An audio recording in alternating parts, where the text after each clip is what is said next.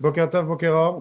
Alors, Baruch Hashem, aujourd'hui, on va parler d'un thème qui est très très important, qui va nous aider chaque Shabbat à comprendre la grandeur du Shabbat, à essayer de se connecter avec le Shabbat, parce que c'est la paracha du Shabbat, parachat Vayakel, le lendemain de Kippour, quand Moshe Rabbeinu il descend avec la deuxième table de la loi, il dit au peuple juif, Vayomer Hashem salachti kitvarecha, il dit au peuple juif, Dieu a dit, il vous a pardonné.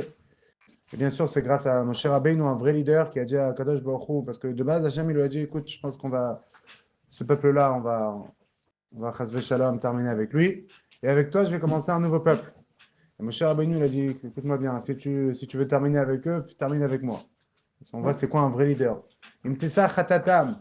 Si tu vas réussir à prendre la faute, tant mieux. Veim aïn, sinon, mechenina misifrecha asher katafta. Efface-moi du livre que tu as écrit. C'est pour ça que Parashat Tetzavé, la paracha avant la semaine dernière, eh bien, on parle comme quoi Moshe Rabbeinu, il n'est pas mentionné une fois dans toute la paracha. Il dit va à toi, mais il ne mentionne pas Moshe Rabbeinu.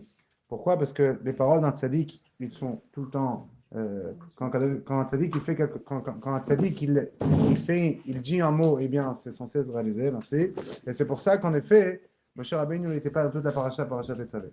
Maintenant, alors, le lendemain de Kippour, après que les peuples juifs ils ont compris que Kadosh Baruch Hu les a pardonnés, qu'est-ce qui se passe? Avec quel Moshe? Moshe Rabbeinu, il rassemble tout le peuple juif. Et tout la date d'Israël. Vayomer Aleim, il leur a dit, Ele advarim asher tzivah Hashem la'asot otam. Voici les choses que Dieu a ordonné de faire. Qu'est-ce qu'il devait leur dire? Il devait leur parler du Mishkan. Parce qu'en vérité, le Mishkan, c'est comme une réparation, ok? C'est une kapara. Grâce au Mishkan, on s'est fait pardonner sur la faute du veau d'or. Ok? Mais avant qu'il parle du Mishkan, il parle de quoi? Il parle du Shabbat. Sheshet Yamim Ta'aseh Melachas. 6 jours, il y a un travail qui va être fait. Uvayom HaShevi, le 7e jour, eh bien, Shabbat, Nafash. C'est le Shabbat. Le Shabbat, vous devrez se reposer. C'est un Shabbat où, le Shabbat, c'est un jour où tout le monde doit se reposer. Alors, c'est intéressant que ça fait déjà 1 an et demi qu'on vit en Shabbat, depuis le 7 octobre. Le 7 octobre, c'était un Shabbat. Et une grande partie des victoires de Tzahal, c'était Shabbat. Ils ont tué Def, Nasrallah, tous ces Sinwar, tous ces kafares et marchemins, Vezicham, c'était aussi un Shabbat. Et aussi les otages sont sortis un Shabbat. Même Agam Berger, elle a, euh, elle a commencé à garder le Shabbat là-bas quand elle était quand elle était dans les tunnels. Et on voit qu'il y a beaucoup qui se sont renforcés. Dafka Shabbat, c'est très intéressant. Ça veut dire qu'on vient à Shabbat, ça fait 1 an et demi. Et, euh, et aussi, ça rapportait que Omer Shem Tov, un des otages, je ne me trompe pas, je pense à lui, il raconte comme quoi il avait une bouteille de vin et tous les Shabbats, il faisait kiddush et la bouteille, elle ne s'est jamais terminée. Un miracle. Elle s'est pas périmée aussi. Elle ne s'est pas périmée. Euh, je ne sais pas comment il avait. Je ne sais pas comment il avait Derrière eux, peut-être. c'est comme ça aussi. Il y a le Nespach Hashemet, il y a le miracle de l'huile, de Baba Saleh, ou de Hanouka. On voit que les miracles, c'est tout le temps. C'est pas seulement à l'époque avec des grands sages, non. Hachem, il fait des miracles avec tout le monde. Alors, on vit un Shabbat, et combien de personnes se sont renforcées dans le Shabbat? Alors, la grande question qu'on va demander aujourd'hui, c'est pourquoi on fait Shabbat? Pourquoi on fait Shabbat? C'est écrit, Hashem a arrêté de construire le ciel et la terre. Dieu a arrêté de travailler le 7e jour. Et c'est écrit comme quoi, pourquoi tu fais Shabbat? Qui veut Shabbat Aïnafash? Parce qu'Akadosh Baruch Hu, lui, il s'est reposé. La grande question, elle est quoi? Akadosh Baruch Hu, il a besoin de se reposer. C'est le thème d'aujourd'hui. Pourquoi Akadosh Baruch Hu, il doit se reposer? C'est lui qui nous donne des forces. C'est lui la source de la force. Qu'est-ce que lui, il doit se reposer? On dit, nous, on doit se reposer parce qu'Akadosh Baruch Hu, il a travaillé 7 jours et après, il s'est reposé. Déjà, il n'a pas travaillé. Akadosh Baruch Hu, il a créé le monde avec sa parole. Ok, bah Sarah Manorot, il va là, avec 10 paroles, le monde a été créé. Et après, on dit se reposer. C'est quoi ce concept qui se reposer? Ça, c'est premièrement. Deuxièmement, on voit que, comme on l'a expliqué, Moshe Rabbeinu, eh bien, il rassemble pour parler du Mishkan. Comme on a expliqué que le Mishkan, c'est une réparation pour le veau d'or. Pourquoi? Parce que le veau d'or, qu'est-ce qu'on était en train de faire passer le message à Kadosh Baruch Hu? Le veau d'or, on disait à Hachem, écoute-moi bien. Toi, tu es là, mais tu n'es qu'en haut. On ne te voit pas. Alors, on veut un autre Dieu qui est en bas. En d'autres mots, on pense que le matériel, c'est un Dieu. On pense que tout ce qu'on voit, c'est Dieu. on pense que la nature, c'est Dieu. Ok, alors toi, on ne te voit pas, alors toi, vas-y, on n'a pas besoin de toi. Et là, qu'est-ce qu'on dit au Vaudor? Ils ont dit au Vaudor, voici ton Dieu qui t'a sorti d'Égypte. Chas v'shalom. Là, je leur dis, oh, vous pensez que le matériel, c'est Dieu. Vous pensez que moi, je suis qu'en haut et je ne suis pas en bas. Et malheureusement, à cause de ça, ils se sont fait punir. Mais il leur a dit, vous allez construire un Mishkan. Le Mishkan, c'est vous allez prendre les choses les plus matérielles. Ils ont fait une collecte. Et c'est écrit comme quoi tout le monde devait ramener. Hommes, femmes et enfants, tout le monde, parce que c'était une réparation pour te dire que tout ce que tu as chez toi à la maison, dans ta cuisine, dans ton portefeuille, dans tes bijoux, tout, or, argent, cuivre, tout, zav, chesef, nechoshet, tout le monde doit ramener au Mishkan pour te montrer qu'en vérité, tout le matériel, tout ça, c'est aussi divin. C'est pas toi, tu es en haut, non, ça même, c'est Dieu. Ça même, c'est moi. Et tu vas me construire une demeure ici-bas, comme ça, pour te dire, je suis pas que en haut et le monde, je le laisse dans la main des êtres humains. Non, je suis aussi en bas. Et je suis derrière tout. Malgré qu'on ne me voit pas, je me cache, mais le Mishkan, il fait comprendre à la personne qu'en réalité, Akadosh Baruch Hu, il est de partout. Et c'est écrit comme quoi, Baruch Hashem, le peuple juif était très, très, très généreux. Et vous connaissez la fameuse histoire où le rabbin, il dit, Morav et Rabotai, on doit ramasser de l'argent pour construire un mikvé. On n'a pas de mikvé. Et j'ai une bonne nouvelle, on a trouvé l'argent. J'ai une bonne nouvelle, une mauvaise nouvelle. La bonne nouvelle, c'est qu'on a trouvé l'argent. J'ai super, tout le monde. Et la mauvaise nouvelle, c'est que l'argent se trouve dans vos portefeuilles. Alors, Elle est pas mal. Faut un peu d'humour, celui-là. c'est le mois d'Adar, il faut un peu. En tout cas, hein,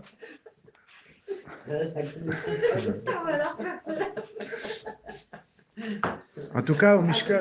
Oui, J'avais entendu, enfin je crois, oui. j'avais entendu que c'est surtout les femmes qui ont donné. Ouais, c'est écrit ça. Vayavo anashim ala anashim, ouais. Les femmes spécialement, ils ont tout ramené, etc. En effet, on voit que la force des femmes, c'est grâce à eux qu'on est sorti d'Égypte. Le Rabbi dit c'est grâce à eux aussi qu'on va sortir de cet exil, parce que les femmes d'aujourd'hui, c'est la réincarnation, le Gilgul, comme le Rizal dit, des femmes. Grâce à eux, on est sorti d'Égypte. C'est pour ça que le Rabbi il investit énormément pour le mouvement des femmes, que les femmes, ils font, parce que c'est grâce à eux qu'on va ramener ma chère, grâce à vous. Et en tout cas, par rapport au Mishkan, on voit qu'il n'y avait que des bonnes nouvelles. Moshe Rabbeinu, il vient pour faire une collecte et tout le monde ramène, tout le monde. Il y a même une équipe, les Nessim, ils se sont dit, nous, on va attendre, après, on va ramener le reste, comme les grands donateurs. Ils disent, OK, vas-y, donnez, et nous, après, on va. Mais après, ils viennent pour donner, et plus rien donné. C'est terminé. Ça, c'est la seule fois dans l'histoire quelque chose comme ça qui s'est passé et qu'on fait une collecte, boum, boum, boum. Et en tout cas, on voit, Baruch Hashem, la force du peuple juif, la beauté du peuple juif, que tout le monde a ramené, c'était exceptionnel. Mais en tout cas, avant qu'il parle du Mishkan, il parle de quoi? Sheshet Yamim Ta'aseh Melacha. Il dit déjà, vous voyez, Mashvi Yalachem Kodesh. 6 jours, vous allez travailler, et le 7e jour, eh bien, vous allez avoir le Shabbat. Ok? Ça, c'est ce qu'il dit. Maintenant, la question, elle est, pourquoi il a devancé Shabbat avant le Mishkan? De base, il les a rassemblés pour parler du Mishkan, après, il leur parle du Shabbat, Moshe Rabbeinu. Et la Gemara nous dit la chose suivante. Qu'en vérité, tout ce qu'on devait faire, tous les travaux, il y avait 39 travaux à faire essentiels, il y avait plus, mais 39 travaux essentiels à faire pour construire le Mishkan. Tous les travaux qui étaient là pour construire le Mishkan, eh bien, ils étaient interdits de faire Shabbat. C'est pour ça que quand il en parle du Mishkan, déjà, il en parle du Shabbat. Faites attention. C'est vrai que vous voulez construire le Mishkan, la réparation sur le veau d'or, vous avez compris, un Dieu sur terre, etc. Mais faites attention. Le jour du Shabbat, on se repose. Le jour du Shabbat, on fait rien. Ok? La question, elle est, pourquoi en effet, on n'avait pas le droit de travailler le jour du Shabbat pour monter le Mishkan? Vous allez demander, oui, c'est le Shabbat, qu'est-ce qu'il y a? Oui, mais c'est intéressant qu'après qu'ils ont monté le Mishkan, eh bien, ils avaient le droit de travailler le Shabbat. C'est-à-dire, pour les travaux qui étaient dans le Mishkan, ils pouvaient travailler le Shabbat. Parce que là, c'est pour servir Dieu. Mais là aussi, tu sers Dieu quand tu construis une maison pour le bon Dieu. Vous dites, c'est pas vraiment la même chose. Très bien, alors on va essayer de développer aussi ce concept. En tout cas, ça, c'est la deuxième question. Alors, aujourd'hui, on va essayer réellement, avec des histoires exceptionnelles, avec l'écouter Sichot du Rabbi, développer un peu ce concept du Shabbat. Ok? C'est quoi ce jour du Shabbat? La question essentielle qu'on va demander aujourd'hui, c'est pourquoi, en effet, Shabbat, on n'a pas le droit d'allumer le téléphone. Pourquoi Shabbat, on n'a pas le droit? A priori, Si on dit que toute la raison pour qu'on n'a pas travaillé Shabbat, c'est pour se reposer parce que Dieu se reposait, moi, c'est beaucoup plus simple si j'habite à 1 heure et demie de la synagogue, de prendre ma voiture électrique, d'arriver tranquillement. Si ma synagogue est au 18e étage, je prends l'ascenseur. C'est beaucoup, beaucoup plus simple. Il y a moins d'efforts.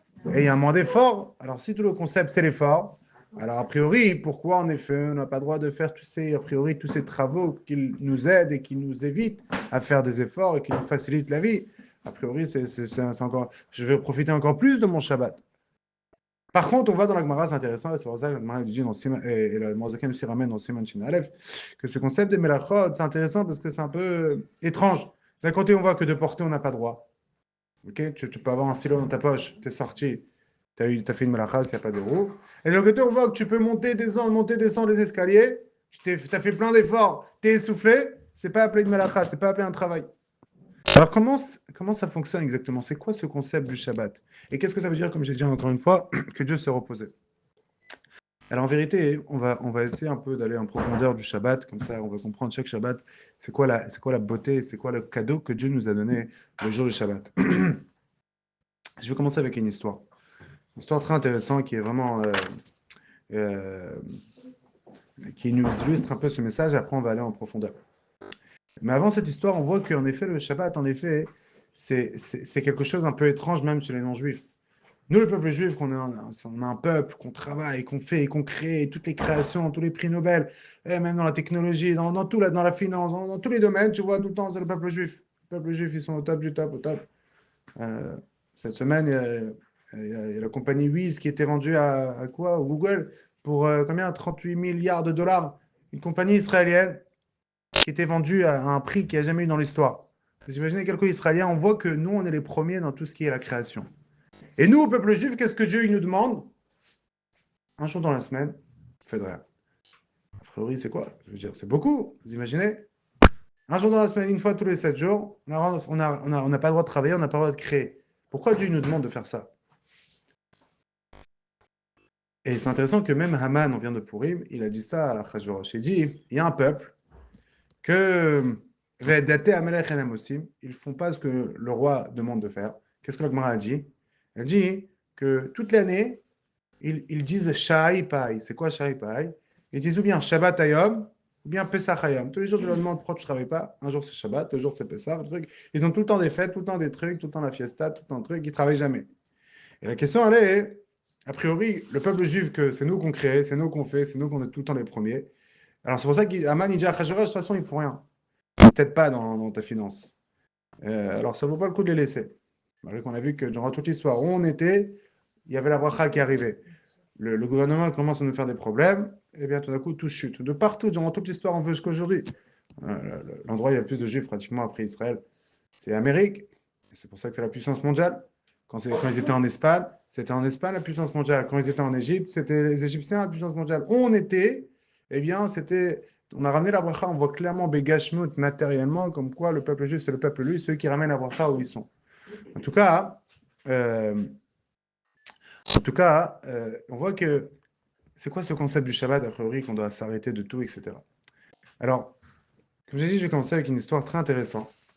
Un monsieur qui s'appelle Sam Walton. Sam Walton, c'est le fondateur de Walmart. Walmart, vous connaissez, euh, en Amérique, c'est très... Moi, avant que j'habitais... Quand j'habitais à New York, voilà, j'en partais avec ma femme tout le temps, c'est immense, gigantesque, gigantesque, gigantesque. Chaque magasin, c'est waouh, c'est un monde entier. C'est impressionnant. Beaucoup de fois, ils ont même des rayons cachers en Floride, à New York, tout ça. C'est un monde entier. Il a ouvert sa compagnie quand il avait 27 ans. Et ok, de base, il a ouvert un magasin. Et son but, c'était quoi? C'était d'acheter directement de l'usine, comme ça, faire le moins cher possible aux gens. Et tout le monde est arrivé, c'était vraiment incroyable. Et il a ouvert encore un, encore un, encore un, encore un. Et je crois que c'est devenu euh, un empire. La compagnie, aujourd'hui, il y a plus de 3000 magasins, mais chaque magasin, c'est un monde. Juste en Amérique, il y a encore plein, plein dans le monde entier. C'est la famille, en réalité, après toute sa famille rentrée dans le business, c'est la famille la plus riche au monde. Je pense pas que c'est un juif, non. Il a 2 millions d'employés. On Ok. va aller vite. De quoi? Donc, On 2 attendait la millions, chute. donc 2 millions de problèmes. Ne vous inquiétez pas, il laisse les problèmes pour les directeurs. Mais en tout cas, voilà, il a construit vraiment le succès qu'il n'y a pas eu dans l'histoire. Et lui, quand il avait 74 ans, en 1992, il est tombé très malade et sa famille, ses amis, ils sont tous arrivés autour de lui pour. C'était ses derniers instants de sa vie. Et avec ses dernières forces, il a sorti quelques phrases de sa bouche. Il a dit la chose suivante. Il dit, malheureusement, j'ai pas réussi. J'ai raté ma vie. Comme ça, il dit. Il dit, j'ai investi tout mon temps pour les affaires. C'est vrai que j'ai réussi d'une façon, même dans mes plus gros rêves, j'aurais pas pu m'imaginer. Mais il y a eu un prix. Ok. J'ai pas eu le mérite réellement de vivre une vie familiale. Très rarement, je voyais ma femme, mes enfants, mes petits-enfants n'en parlent pas. J'ai pas eu le mérite réellement de les enlacer, passer du temps avec eux. Et, euh, et comme ça, on voit qu'il était vraiment triste, il n'était pas content. Quel âge il a dit ça? 74 ans avant qu'il parte de ce monde. C'est ces derniers moments de sa vie. Ça veut dire qu'il a eu un sentiment que ses poches ils sont remplies, mais son âme, elle est pauvre. Et ça, c'est un peu le Shabbat. Le Shabbat, c'est le jour en vérité que l'homme il retourne vers soi-même. Le plus beau cadeau qu'Akadosh Baruch Hu a donné à l'humain, c'est le Shabbat. Quand la Gemara dit Matana tova yeshli bevet gnazai ve Shabbat shema. J'ai un cadeau, comme ça Dieu dit à Moshe Rabbeinu, Amarlo Akadosh Baruch Hu le Moshe. Il y avait un monsieur qui s'appelle Monsieur Shapiro. Il venait à l'époque, il faisait des chorales. Aujourd'hui, il habite, je pense, à Monaco. Il a fait une chanson sur ça. Il a fait un album quand j'étais plus jeune. Il m'a demandé de chanter dans son album. Un très beau album qui malheureusement n'est pas très connu. Et il y avait une chanson comme ça. Amaro Kadosh Baruch Hu le Moïse, Moïse. Kadosh Baruch Hu dit à Moshe, Matana tova yesh li bevet gnazai. J'ai un cadeau euh, dans mon coffre-fort. Veshabbat shemo, et c'est Shabbat. Vani mevakesh litno l'Israël. Je te demande au peuple juif, Leich ve'oidia, va les annoncer. Shimru Israël et Shabbat Kodesh. Il dit, gardez le Shabbat qui mekor aberacha, parce que c'est la source de la bracha. Rak l'amon etana. Il dit, Shimru Israël et Shabbat Kodesh, rak l'amon etana. Dieu l'a donné que à son peuple. Les nations du monde, ils ne savent pas ce que ça veut dire un jour dans la semaine. En plus aujourd'hui avec la technologie, où les gens toute la journée ils sont sur leur portable. Et toute la journée, le monde aujourd'hui, c'est partir ailleurs et ça crée des jalousies, ça crée que tout d'un coup, tu n'es plus avec toi et ça crée des problèmes mentaux aussi. Donc, ça arrive le jour de Shabbat, boum, plus rien. Plus de technologie, tu retournes vers toi-même. Parce qu'en vérité, l'homme, il est bien plus grand que son travail, il est bien plus grand que sa création. Parce qu'en vérité, il y a deux concepts dans l'homme. Il y a ce concept, il y a cette chose dans l'âme qui veut faire, qui veut créer, qui veut sortir dans le monde. Et il y a de l'autre côté l'homme qui veut profiter, qui veut être avec soi-même, qui veut profiter en effet de tous ces talents que Dieu lui a donnés, mais ces choses intérieures. Et c'est un peu contradictoire, parce que quand tu veux faire, quand tu crées, quand tu sors dans le monde, tu te limites un petit peu. Tu dois t'arrêter sur des détails, sur des choses. Par contre, quand tu vas être avec toi-même, c'est tout d'un coup, waouh, tu es infini, c'est la Neshama.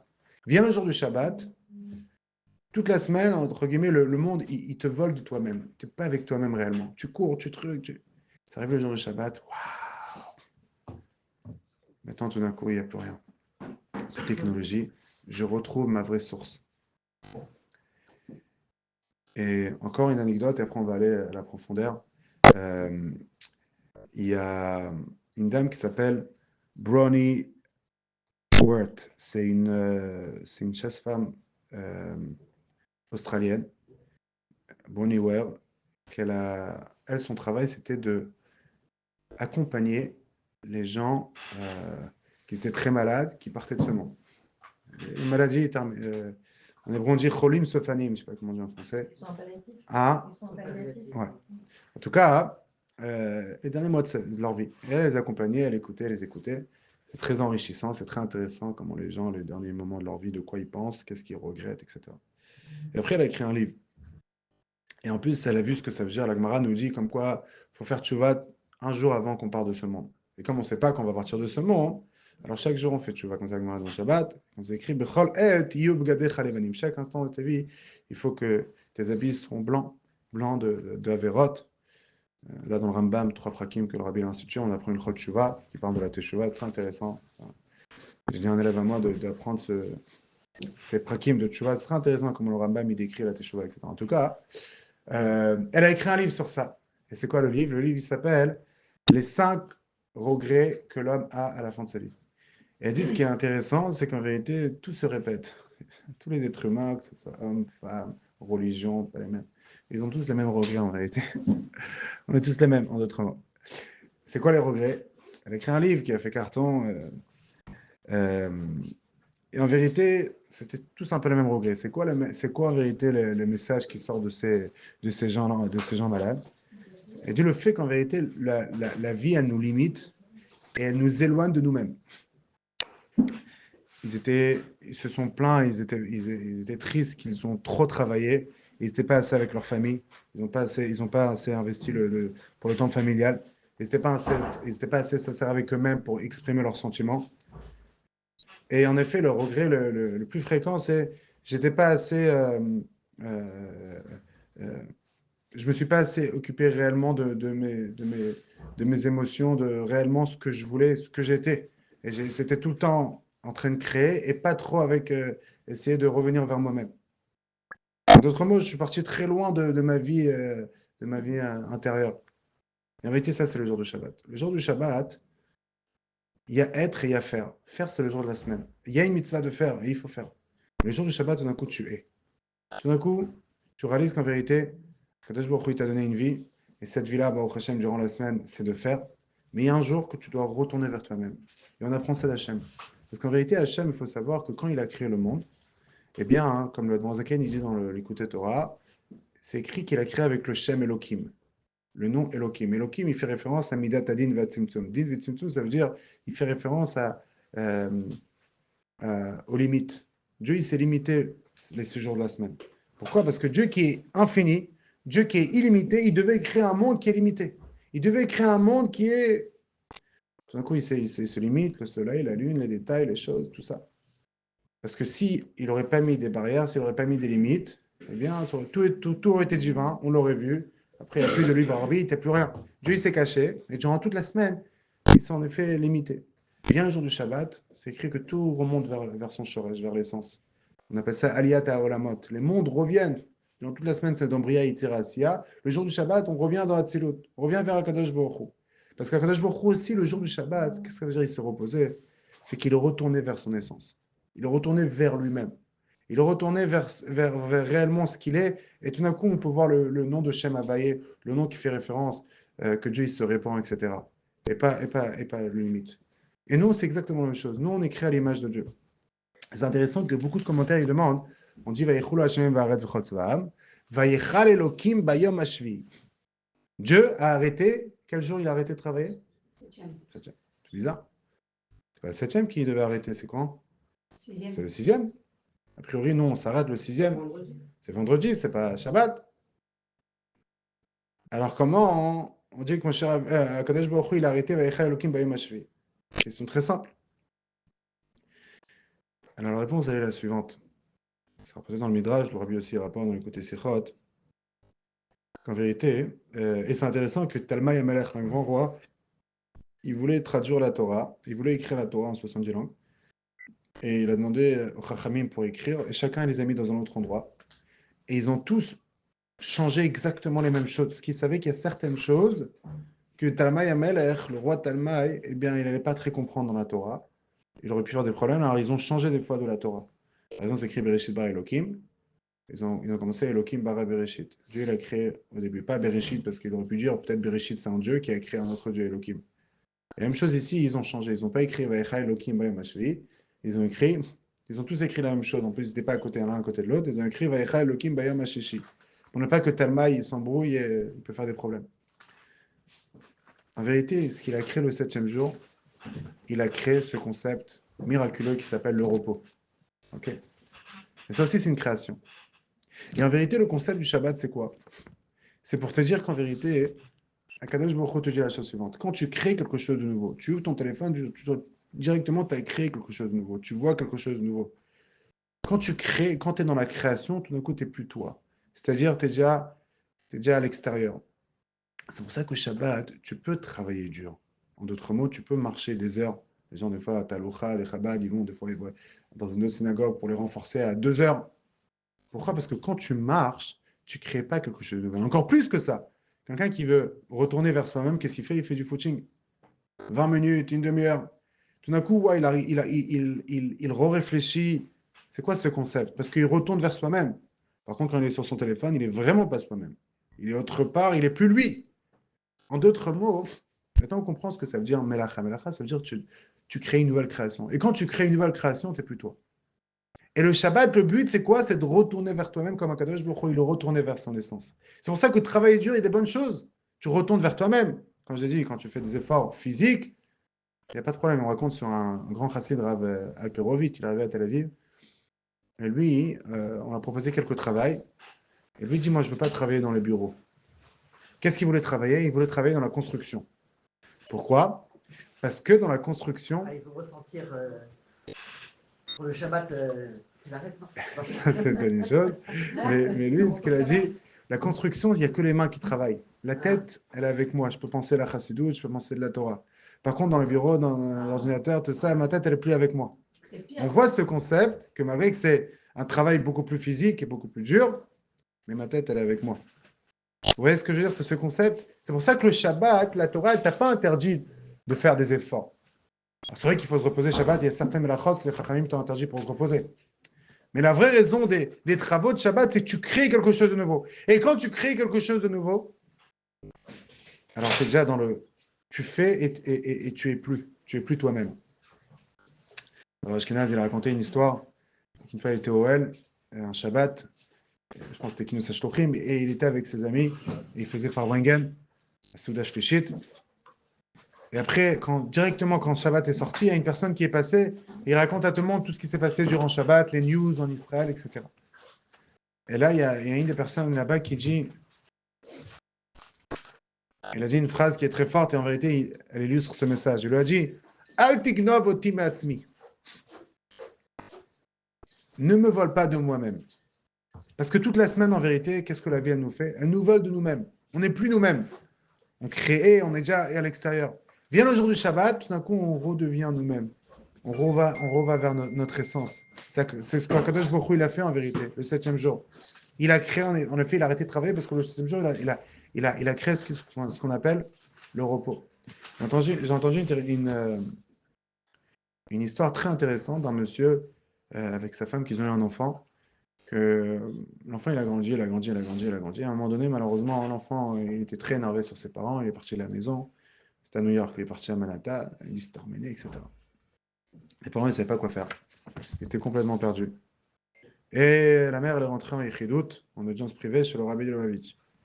Et elle a versé son cœur, elle dit, je ne sais pas quoi faire, mon fils il a 18 ans, je ne sais pas où il dort, je ne sais pas où il mange, je ne sais pas ce qu'il faut, et je suis complètement perdu. Le Rabbi lui a dit, investis dans la table du Shabbat. Comme ça, il lui a dit. Elle n'a pas compris quel rapport, lui il est parti de la maison, quel rapport la table du Shabbat avec mon fils qui est parti.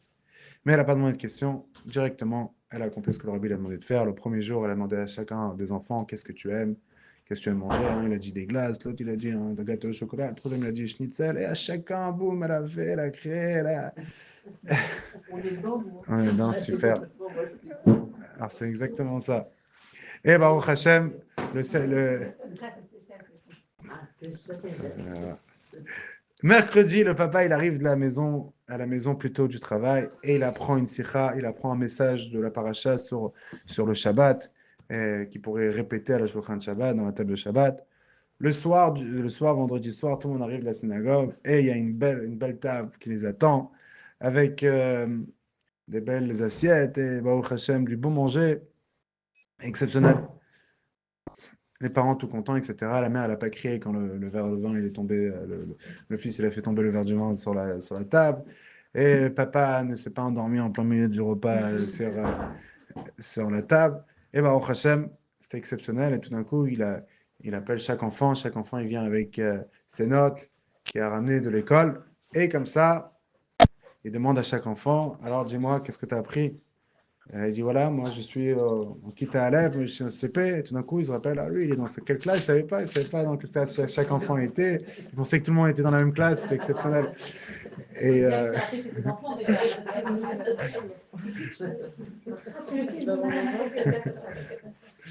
et Baruch Hashem, c'était vraiment une ambiance une ambiance de Gan Eden, une ambiance vraiment du paradis à la maison. Et ce qui s'est passé, c'est que la semaine d'après, la même chose. La mère, comme ça, elle prépare le Shabbat, etc. Chacun a ce qu'il veut manger. L'autre, il a changé du schnitzel au poulet rôti. Chacun, durant, il y a eu des changements un petit peu, mais elle était derrière, etc. Et c'était vraiment le repas de Shabbat, c'était vraiment une expérience romantique incroyable. Après 2 semaines, l'adolescent, il appelle son frère, il dit, ça va? Son frère, il dit, tu vas pas me croire ce qui s'est passé. Un miracle qui s'est passé à la maison. Papa et maman, ils ont commencé à nous aimer. Oh. Et le repas du Shabbat, c'est comme un mariage. L'enfant, il n'a pas cru. Lui, il est à Manhattan, il dort dans un basement avec des rats comme ça, il n'est pas bien. Et il dit, il faut que je vais vérifier. Et il a essayé de venir un Shabbat. Et après un deuxième Shabbat, troisième Shabbat, jusqu'à Baruch Hashem, il est retourné à la maison. La force du Shabbat. En tout cas, c'est intéressant que le Rabbi Rayatz, dans son livre Sefer HaSichot, il décrit le concept du Shabbat. Il dit quelque chose de très intéressant, en vérité, ça illustre ce qu'on va dire aujourd'hui. Il dit comme ça, on dit à l'époque, un monsieur chassidi, eh bien, il passait un Shabbat incroyable. Il avait une tranquillité, il profitait, il courait nulle part. Avant la tefila, il étudiait un Mahamar de Chassidut. Après il priait avec Havana, chacun selon son niveau. Mais il courait pas à la maison, boum, il faut partir, il faut manger le kugel. Après, il a, non, gentiment, on prend notre temps, c'est Shabbat. La Hachem, c'est un Shabbat. Le Shabbat, c'est pour Akadosh Baruch Hu. Parce qu'en effet, le Shabbat, c'est le corps doit se reposer, mais aussi l'âme doit se reposer. Comment tu reposes l'âme? Quand tu te connectes avec ton essence. Et il dit en effet, c'est une mitzvah de faire profiter Shabbat. Pour manger, c'est une mitzvah, mais il faut savoir que ce n'est pas l'essentiel. L'essentiel, c'est quoi? C'est sanctifier le Shabbat. Quitte ta neshama, elle retourne vers sa source. Donc, on sait très bien que le jour du Shabbat, on a une nouvelle neshama. Neshama yetera. Et c'est pour ça que quand on fait Avdallah, on prend le Bessamim, parce que Shabbat vaï nafash, le Gemara dit vaï avda nefesh. D'un coup, quand Shabbat il sort, tout d'un coup, on oublie, on perd le nefesh, on perd l'âme. On perd l'âme. Et là, le Rabbi Rayat, il demande, mais aujourd'hui, où on voit qu'on sanctifie le Shabbat, ce concept qu'on prie un peu plus, qu'on étudie un peu plus. C'est intéressant que le Baal Shem Tov, une fois, on raconte comme quoi il était avec ses élèves, et comme d'habitude, les fameuses histoires du Baal Shem Tov, où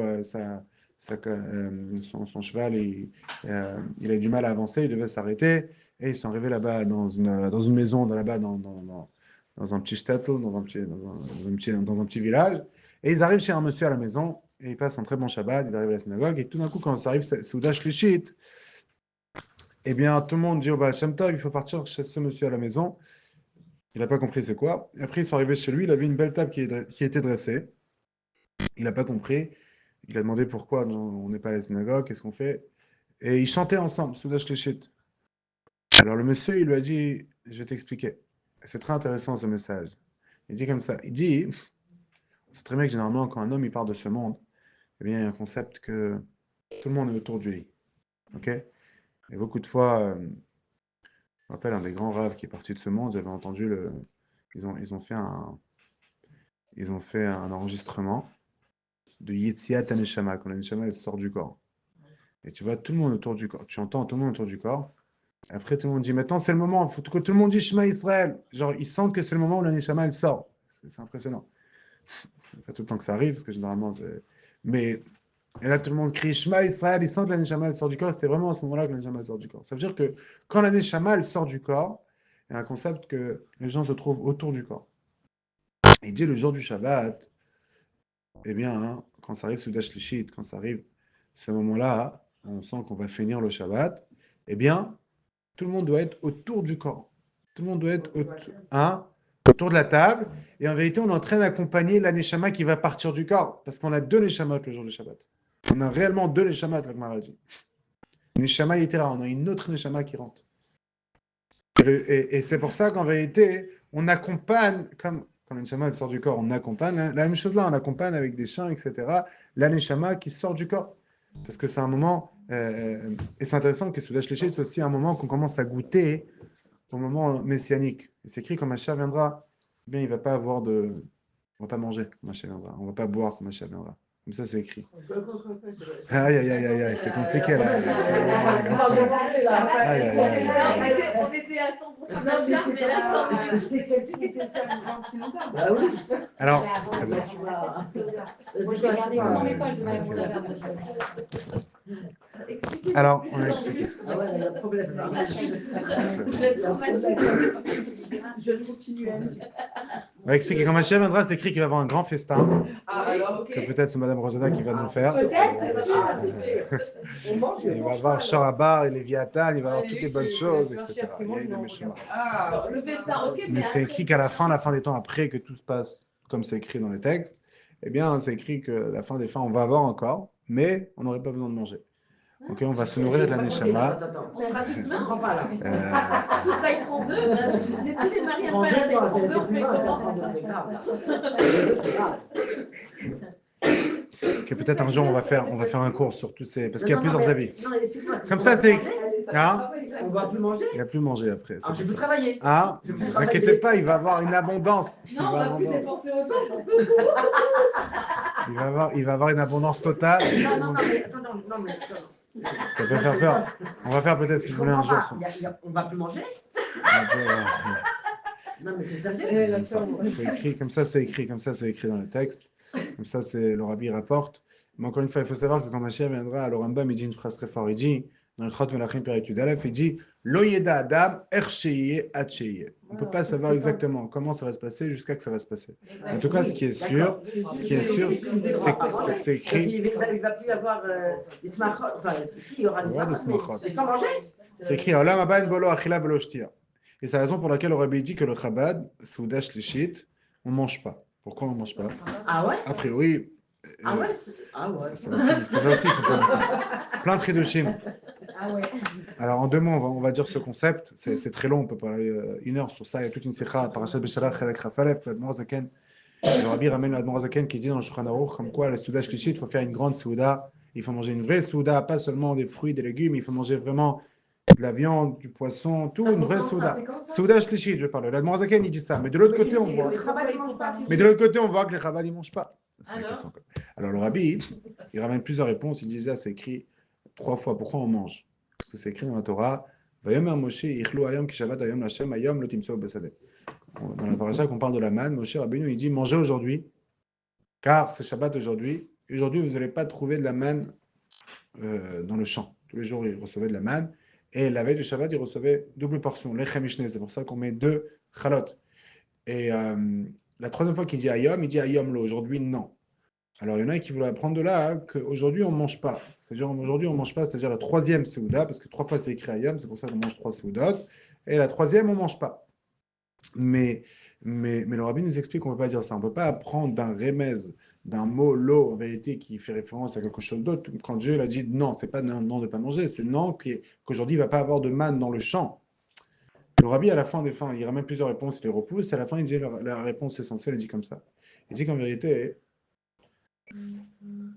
les Rebbeim, le Admor Emsaï, malgré que l'Admor Zaken, il écrit dans le Shulchan Aruch qu'il faut lui manger une vraie Souda, le même Admor Zaken a écrit dans son livre que Shabbat, il y a un concept qui doit, il y a Shabbat, il y a un concept qu'on doit profiter du Shabbat. V'itanak al Hashem. Ok, c'est écrit dans Ishaya qu'il faut profiter du Shabbat. Et il ramène l'alakha de ça, c'est pour ça que si pendant la Souda, toi tu es là, et malheureusement tu ne profites pas de la Souda. Une fois j'étais avec des amis, on faisait shlichut dans un endroit en France, je ne vais pas dire de nom. On arrivait dans une table de Shabbat, et mes amis, ils n'aimaient pas du tout ce qu'il y avait sur la table. Ils avaient très faim en plus, ils avaient rien mangé durant toute la journée, vendredi, et ils n'étaient pas bien. C'était pas. On était à 1 heure d'ici en avion. Ok, alors c'était compliqué. Ok, et c'était très dur pour eux. Et en effet, Shabbat, si tu ne profites pas du repas, c'est interdit de manger. Pourquoi? Parce qu'il faut profiter Shabbat. Tu n'as pas le droit de subir Shabbat. Si tu n'aimes pas, tu Ok. manges pas. Quoi. Si tu n'aimes pas, tu ne manges pas. Tu dois manger que ce que tu aimes et tu dois manger que si tu as un profit. C'est pour ça qu'avant Shabbat, comme on l'a dit, eh bien, de la 10e heure, il faut éviter de manger beaucoup. Comme ça, tu arrives au repas de Shabbat, eh bien, tu as de l'appétit. Ok. Maintenant, on a compris que si tu n'aimes pas le repas, il ne faut pas que tu manges. Maintenant, de l'autre côté, Non, mais c'est pas bon aussi quand même. de quoi? Ne C'est pas pas manger? respectueux vis-à-vis de la C'est personne pour qui ça. le fait. Moi, c'est pour ça que moi j'ai mangé, je leur ai montré. Ça a arrangé que. En tout cas, ce qui s'est passé, c'est que le Admour Emsaï, comme ça les Rébéim, ils ne mangeaient pas Soudash Teshit. Pourquoi? parce que c'est écrit Souda Shlishit. La troisième Souda, c'est le moment de Ravad et Ravin. C'est le plus grand moment dans Shabbat. Et ce moment-là, on commence à goûter le or, la lumière de la Géoula Amitit Vashlema. On commence à goûter la Souda Shlishit. Le troisième Souda, quand le Shabbat il sort, après Mincha. Ok? Ce moment de Shkia, de la Shmashot. C'est un moment très propice qu'on commence à goûter le moment de la fin des temps. Maintenant, ce qui est intéressant, c'est que le Rebbeim, l'Admor MT, etc., ils ressentaient ça. Ils vivaient réellement les temps messianiques. Et c'est pour ça que, puisque quand Mashiach viendra, on ne va pas manger, alors eux, ils ressentaient ce concept qu'ils n'ont pas besoin de manger. Et s'ils mangent, c'est dur pour eux. Ils arrivent pas, ça leur fait du mal quand ils mangent parce que déjà, ils sont déjà dans les temps messianiques dans ce moment-là, parce que chaque chose, ils vivaient d'une façon très profonde. Et puisque nous, on est connectés avec eux, alors comme c'est écrit que par rapport à Shabbat, c'est vrai que c'est une halakha de manger Souda Shlishit, mais de l'autre côté, c'est une halakha de ne pas suivre Shabbat, et c'est presque interdit de manger si tu ne profites pas, qui match à solo, comme ça la Mourzakan dit. C'est pour ça que eux, puisque nous, on est connectés avec notre rabbi, c'est pour ça que nous, en effet, eh bien, on ne mange pas, parce que puisque pour le rabbi, c'était une souffrance de manger Souda Shlishit, parce qu'il ressentait cet esprit de l'état messianique, c'est pour ça que nous aussi, on ne mange pas à la fin des temps. On ne mange pas le soudage téchit, comme le même concept que la souka, qu'on ne dort pas dans la souka, parce que le Moïm Tsaï, il ressentait Makifim Divina, il ressentait des grandes lumières, qu'il avait du mal de dormir avec ces grandes lumières dans la souka. Et puisque nous, on est connectés au rabbi, c'est pour ça que nous, on ne dort pas dans la souka. En tout cas, on voit que le Shabbat, c'est un temps qu'on commence à vivre l'état messianique. L'état, on va tous retourner vers notre essence, on va tous réellement vivre, on ne va pas être les gens ne vont pas nous voler de nous-mêmes. On va réellement être, on va réellement pouvoir s'épanouir d'une façon éternelle, d'une façon nishmatique. La neshama, elle pourrait se répandre d'une façon incroyable. Et c'est pour ça qu'en effet, le Shabbat, en effet, il ne repousse pas le Mishkan. Pourquoi? Parce que le Mishkan, qu'est-ce qu'on a le Mishkan? Le Mishkan, c'est pour élever le matériel. Mais le Shabbat, il est déjà saint, il est déjà spirituel. Alors tu rabaisses le Shabbat. Par contre, dans le Mishkan, on faisait, oui, des travaux. Pourquoi? Parce que le Mishkan, tous les travaux, ils étaient déjà spirituels, ils étaient déjà kadosh, ils étaient déjà saints. C'est pour ça qu'il n'y avait pas le problème de faire des travaux dans le Mishkan pendant le Shabbat. Mais avant, en effet, avant qu'on a construit le Mishkan, avant qu'on a monté le Mishkan, comme vous avez dit très bien, une bonne réponse, en effet, on prend le matériel, on essaie de le rendre spirituel. Mais puisqu'il est plus bas que le Shabbat lui-même, c'est pour ça que c'est problématique. C'est pour ça que Moshe Rabbeinu, il leur dit avant de construire le Mishkan, faites attention, ne travaillez pas pendant le Shabbat pour monter le Mishkan. On espère déjà ce Shabbat de rentrer dans un Shabbat éternel, Parashat Vayakel, comme Moshe Rabbeinu, le Moshe de notre génération, le Mashiach, Moshe Rabbeinu, ou Gerishon, Galacharon, ils pourraient tous nous, Vayakel Moshe, il va tous nous rassembler ensemble avec l'unité et l'union totale, et qu'on pourrait réellement avoir le vrai mariage entre nous et Akadosh Baruch Hu. Yom Shukol Shabbat. Techaf Miyad Mamash. Est-ce qu'on peut faire le Nishmat